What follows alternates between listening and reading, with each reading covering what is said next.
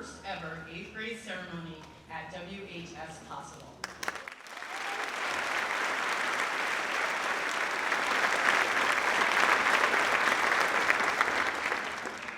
I would also like to take this opportunity to share a few thoughts with our 8th graders and with all of you on this important and celebratory day. I have to say, I am not typically someone who procrastinates. But when it came to sitting down to write this message to you, 8th graders, that is exactly what happened. I kept putting it off. And the reason is simple. As I've told you so many times, in the bustling energy of the cafeteria or during quick chats in the hallways or in quiet one-on-one conversations. 8th graders, I'm going to miss you. Your teachers, your counselors, Miss Rowley, Miss Fleischer, and every single adult who has had the privilege to walk alongside you at Wayland Middle School will miss you. And at the same time, we know that you are ready to move on to an exciting 4 years at Wayland High School. Over the course of this year, 8th graders, you haven't just attended middle school, you built a true community, you stepped up and provided genuine leadership at Wayland Middle School. You weren't afraid to let us know when something needed to change, often starting with that wonderfully candid phrase, I think you need to know something. We love that about you. Through it all, you grew as individuals in your skills, your confidence, and your self-awareness. Most recently, you've demonstrated a deep, quiet recognition of how precious time really is. Over these last few weeks, I've watched you simply enjoying being together, carrying a gentle awareness that these are the final pages of this specific chapter. As you look back on your time at Wayland Middle School, I suspect that you'll find that the moments that actually mattered most weren't the loudest ones. They were the quiet connections. A friend who laughed at your joke, a teacher who refused to give up on you, a classmate who selflessly shared their notes when you felt lost. The poet Naomi Shihab Nye wrote a beautiful poem called Famous that completely flips what it means to be important. She reminds us that true success isn't about being celebrated by strangers on the screen, but instead is about being meaningful to the people right next to us. It's about genuine connection. As you listen to these words, 8th graders, think about who have you been famous to during your time at WMS? And how can you bring that same spirit of connection into the high school with you? So, the poem Famous. The river is famous to the fish, the loud voice is famous to the silence. The catly smile is famous to the pantry, the briefcase is famous to the conveyor belt. The sky is famous to the afternoon, the bow is famous to the bird it holds. The tear is famous to the cheek. I want to be famous in the way a pulley is famous, or a buttonhole, not because it did anything spectacular, but because it never forgot what it could do. In a world full of social media, feeds, algorithms, and follower counts, it's so easy to fall into a trap of thinking that being successful means being noticed by everyone. But this poem challenges us to look closer. As you move on to high school, ask yourself, how can you be famous to a friend? Can you be the person who truly listens, or the steady bow that holds someone up when they are weary? Like the pulley or the buttonhole, what is the quiet, reliable gift you bring to the world? The things you do not because they are spectacular, but because they are exactly what someone else needs. And finally, who in your new high school community might be waiting for someone like you to notice them? Class of 2026, you don't need a stage or a spotlight to change the world. You just need to keep being meaningful to the person right next to you. Thank you for making these years so unforgettable. We are incredibly proud of you. Congratulations, class of 2026.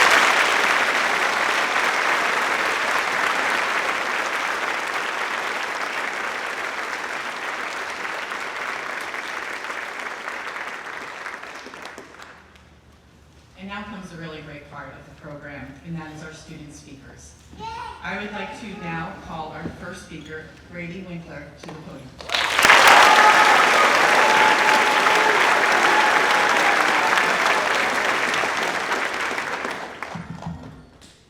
Rows of students endlessly lining the painted brick walls. They clapped thunderously, shaking the tiled floor like an earthquake passing through the school. The nostalgic smell of synthetic floor wax wafted through the stale hallway air. Tears streamed down my cheeks like a waterfall. Tears of joy, tears of sadness, but also tears of uncertainty. This was the 5th grade clap-out. I was leaving the elementary school where I had spent 6 years of my life and coming to a completely different, intimidating middle school, likely filled with hundreds of huge teenagers that reeked of body odor. At this time, thoughts were racing through my mind. How will I use a locker? Will I ever figure out the complicated schedule? What will it be like to walk in the hallway without being in a straight line led by a teacher? How will I ever arrive to class on time? These worries were all put to the test on the first day of middle school. My zipper binder was constantly exploding, and I would walk into the wrong classroom practically every day. At lunch, I didn't realize that I could sit in the courtyard, attend lunch clubs, or spend time in the back field. I desperately wanted to go back to my comfortable elementary school where I was at the top of the food chain, not the bottom. Eventually, with many supportive teachers, I figured middle school out and even started to enjoy myself. I was getting to classes on time, making strong connections with teachers, joining clubs, and making new friends. Additionally, I no longer had an exploding zipper binder and was even getting used to the unusual teenage smells, including my own. However, I was not satisfied with the status quo. Even though I had already figured everything out for myself, future generations of 6th graders would still come to the school without enough student information about what to expect in middle school. With the help of the Community Service Club, I decided to create an informational video about what to expect in middle school. While the video already existed, it was old and outdated and featured no narration. The project involved months of filming, script writing, and editing, even requiring work over the summer. Additionally, we were constantly spending time coordinating with teachers and other community service club members. In the end, everyone's hard work had paid off. Only a few days after the video was shown in elementary schools, I was honored to have a 5th grader compliment the detailed information in the video, and I had even received an email from my past 5th grade teacher, Miss Leo. So why should you care? Why should you be listening to a random 8th grader rambling on about a video he made? I found a great quote by the author Dr. Barbara A. Troutline, who stated, "To lead change, change leaders must know themselves." The quote emphasizes that going through personal struggles and times of uncertainty can teach you empathy and give you an insight into what your community needs. Simply put, struggling acts as a catalyst for monumental change. Just like how I took my 6th grade hardships and used them to launch my video idea, you can use your own past struggles to improve the lives of others. Start by asking yourself, when I was struggling, what do I wish someone else had already done before me? Change makers do not need to be millionaires, nor do they need to be influential politicians. They don't need to be celebrities with mass followings, and they don't even need to be adults. Change makers can just be ordinary people with extraordinary struggles. Thank you.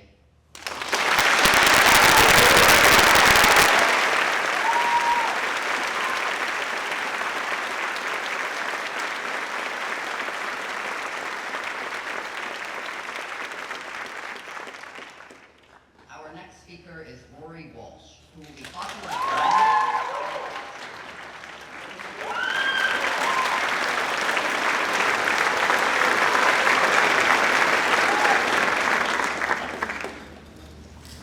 2 weeks ago, when my friends were asking each other if they were going to give a graduation speech, my initial reaction was, Who in their right mind would volunteer to do that? As you can see, clearly I did. What you don't know is that a few years ago, I would have been content to be the quiet kid, not raising my hand in class or starting conversations, let alone standing on the stage. One incident last year changed everything. In 7th grade, we had a unit on public speaking. The kind of speaking that makes your heart pound in your chest and makes your palms slick with sweat. We were told to choose something that felt important to us and write a speech about it. Since I was already worried about speaking in front of the whole class, I chose a topic that felt easy for me, my little Havanese, Zuzu. I thought that talking about her soft black and white fur, how she loved playing soccer, and the way she would jump up on the couch next to me would make me feel more comfortable while I spoke. I practiced my speech for days. We had time in class to split it up into chunks and recite it until we knew it by heart. In addition to that, I spent time in study hall, in my house, and even in the car. Any free time I had over those 2 weeks was focused on slowing down my pace, articulating each word clearly, and projecting my voice towards the back of the room. But the second I took my place at that tiny podium in front of the class, my confidence evaporated. The words were still in my head, clear as day, but they wouldn't come out smoothly. I started speaking too fast, stuttering, and mispronouncing basic words like dog. I barely made it through the whole page and ended it with shaking hands and watery eyes. I think everyone in Orange English could hear my sigh when I collapsed back down into my seat. Now, the strange part isn't that I messed up. I was expecting that. It was that I actually passed the assignment. Clearly, not with a perfect grade, but I passed. At the time, I thought the lesson I learned was that public speaking wasn't as scary as I'd imagined. Looking back, I learned something different. Standing at that podium wasn't about delivering a perfect speech.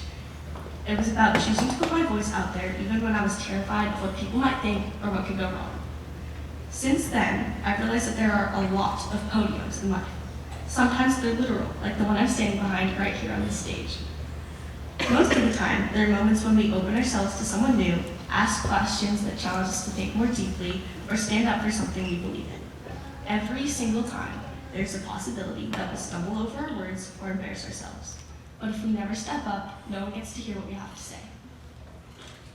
As we move on to high school, there will be plenty of opportunities to stand at a podium and lift our voices quickly. My hope is that when those moments come, we choose to step forward.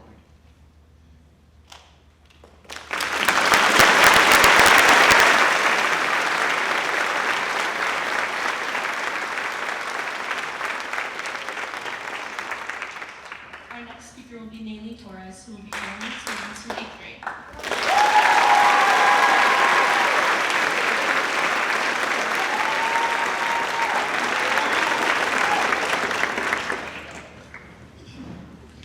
Good morning. Wayland Middle School is a place full of new experiences, opportunities, and unforgettable memories. But when I first arrived at the beginning of this year, I wasn't thinking about any of that. Instead, I was nervously staring down at a single piece of paper, a map. Picture this, the first day of school. The hallways are crowded with students moving confidently from place to place, locker doors slamming, friends laughing as they walk and talk together. And here I am gripping a crumpled map so tightly that it looks like my hands might fall off. As a new kid, Wayland Middle School was the third school I had transferred to, but somehow it felt like the biggest and scariest one yet. The building seemed enormous, hallways felt endless, and every student around me looked like they knew where they were going. A group of girls walked by, laughing at something one of them said. Meanwhile, I stood alone, struggling to figure out where I had belonged. I smoothed out the map, looking at the unknown names and classroom numbers, but I didn't know where I was. There was no you or your doc to help me navigate. Each time the bell rang, I dreaded it because that meant I had to find my next class, which I had no idea how to do. Each hallway looked similar, and the school kept getting bigger and bigger in my head with each step I took. Even though I was nervous, I still asked staff members and students if they could help me find my classes. They were all welcoming, and they even brought me to my classes when I got confused on where it is. Slowly the map shifted from unfamiliar numbers and spaces to places where I made memories and shared moments with teachers and peers. The lunch table where my friends and I would hang out, The math classroom where lots of laughter sits behind tricky problems to solve. The English classroom where funny stories aren't just from books. I eventually realized that I just needed to take a step back and breathe and notice that I'm not alone in this. Sixth graders were also confused, and everyone has moments where the math terrain gets rockier. I wasn't alone on this journey. I had amazing staff members and amazing students that helped me through my 8th grade year here at WMS. Lastly, I just want to say that if you're scared just like I was, to ask for help. If you think change is scary, just know that other people also feel the same way and that you're not alone.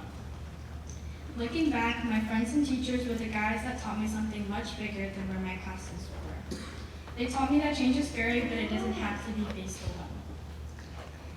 Every teacher who pointed me in the right direction, every student who answered one of my questions, and every person who showed me kindness helped me feel like I belonged. They made me a part of the map. They gave me my own "you are here" dot.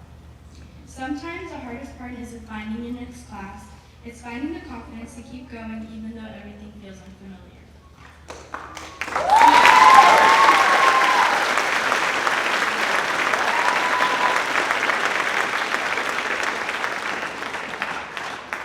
So everyone, I challenge you to be the person who helps someone else find their way. Maybe it's helping a new student locate a classroom, inviting someone to sit with you at lunch, or simply offering a kind word when someone's having a bad day. You never know how much a small act of kindness can feel to someone who feels lost. As the poet Amanda Gorman has shared, there is no better compass than compassion. Finally, thank you to the 8th grade and the amazing staff members of Wayland Middle School.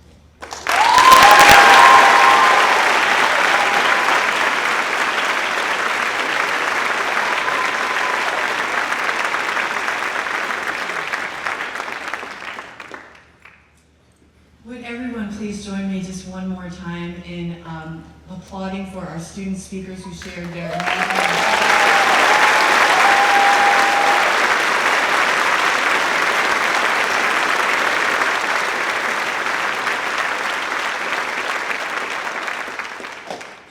And now we will begin our certificate distribution. We're going to ask everyone in the audience if you could wait to applaud until all the homeroom students in one homeroom have received their certificate, and they will be here in front of you, so you may want to get your cameras up ready.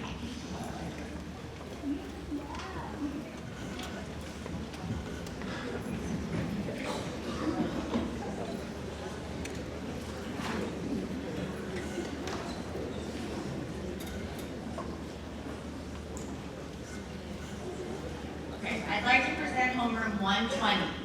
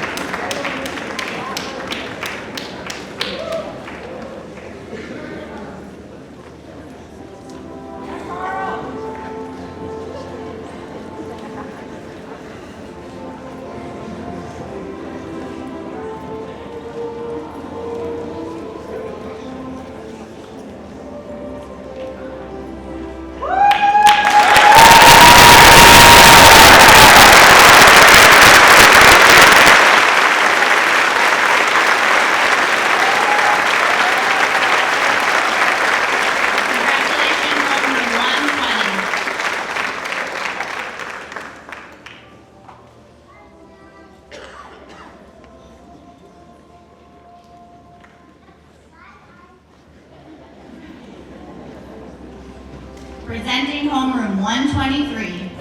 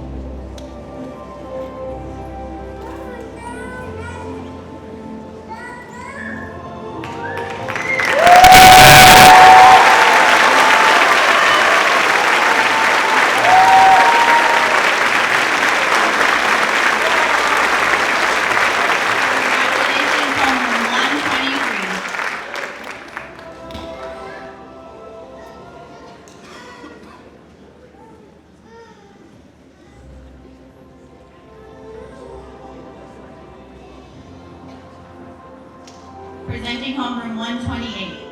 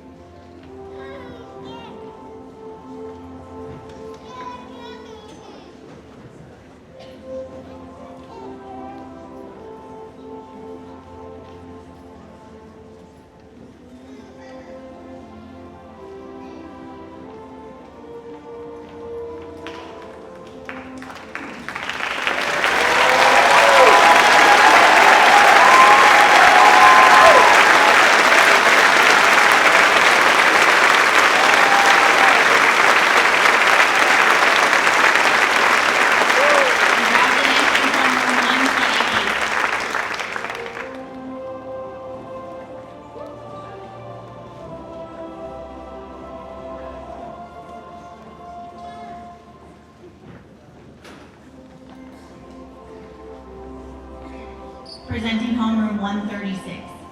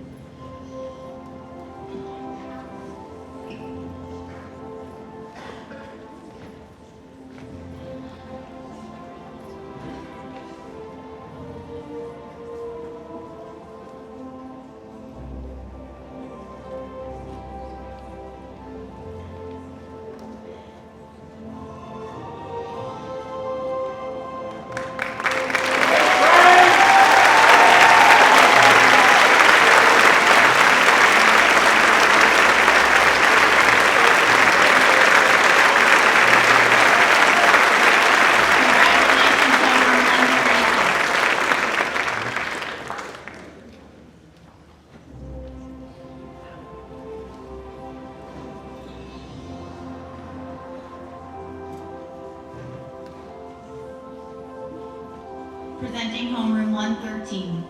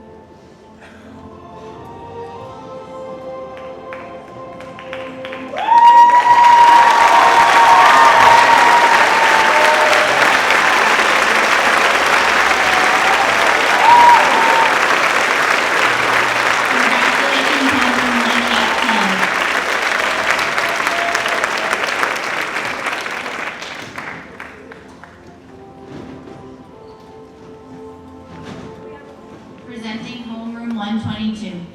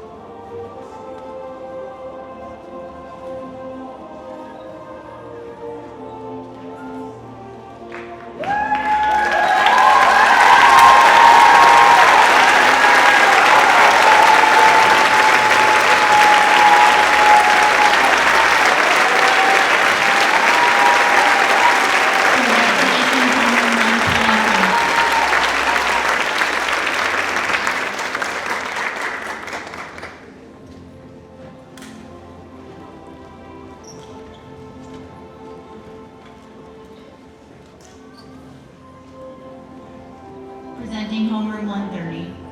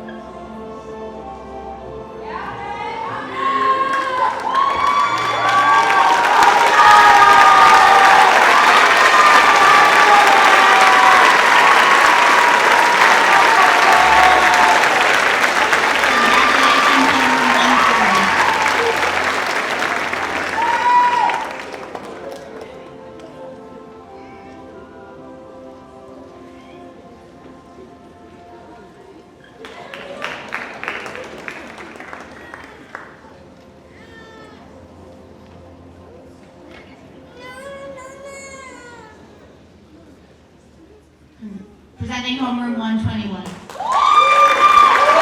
Presenting homeroom 121.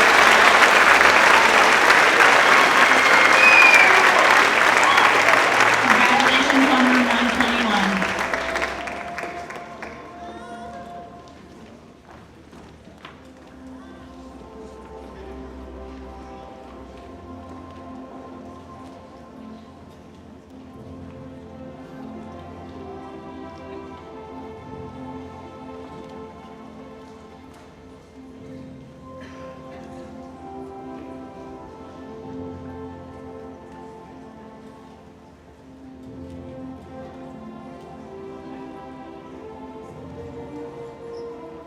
Presenting homeroom 115. Congratulations, homeroom 116.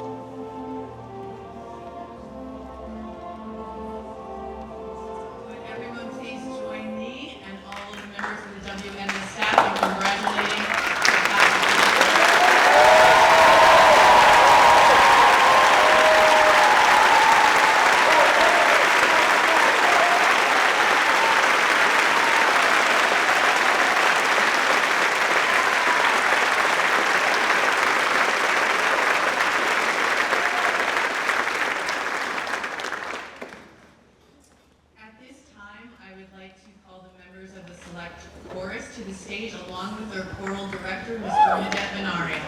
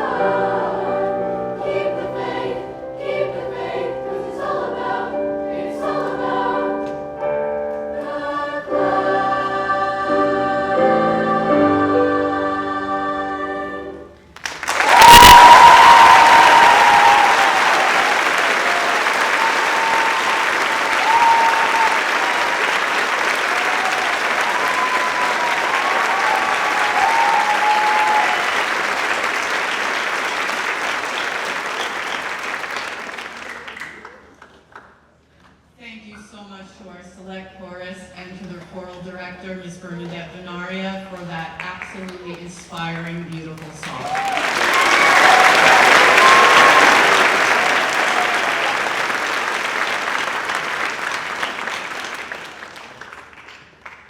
So in just a few moments, we will begin moving out of the theater.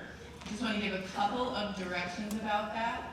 Our select chorus members will lead the way, followed by the students who are seated on the floor on the wings, and finally the students who are on the stage. We're going to ask family members to stay seated. The students will leave first, go to the Commons, and then you can greet them there for picture taking and just conversation. But before we let anybody leave, I want to say one more time, class of 2026, we will miss you, and you are very ready to be ninth graders at WMS.